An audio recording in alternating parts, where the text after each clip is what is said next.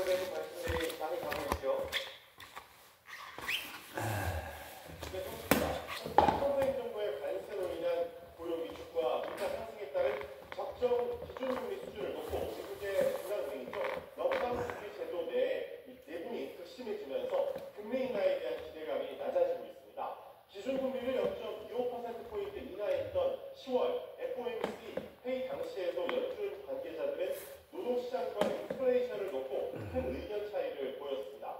연준이 공개한 10월 FOMC 회의록에서 다수의 FOMC 위원들은 인플레이션이 꽤 오랫동안 목표치인 2%를 못 돌아왔고 목표치로 복귀할 수준이 거의 보이지 않는다고 지적했습니다.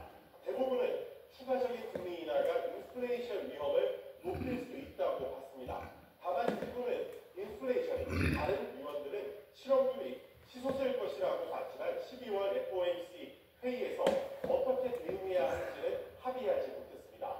회의록에서 많은 참석자들은 지난 회의 당시 금리 인하를 지지했지만 일부는 동결을 지지할 수 있었다는 입장이었고 몇몇은 인하 자체를 반대했습니다.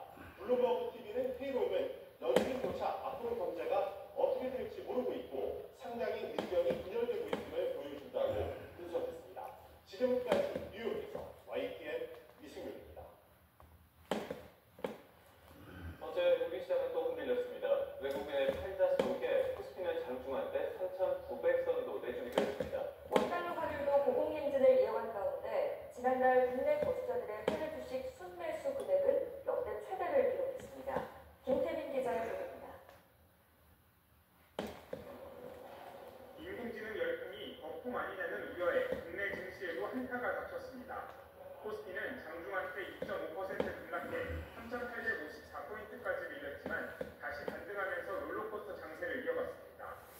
1조 원 넘는 외국인 매도세에도 개인과 기관이 사자에 나서며 코스피는 전날보다 0.61%, 소폭 내린 3,929.51로 장을 마감했습니다. 코스닥도 0.84% 내린 871.32로 거래를 마쳤습니다. 반도체 중국 삼성전자와 SK하이닉스도 모두 1%대 하락했습니다.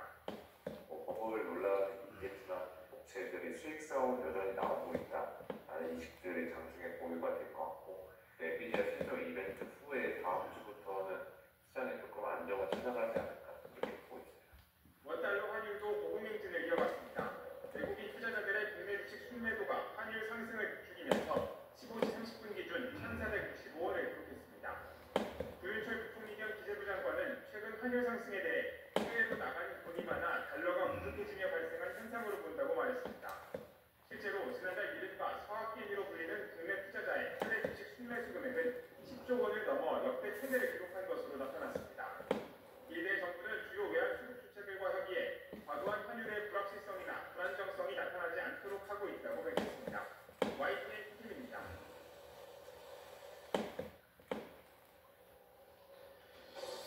경제 한 줄 뉴스입니다.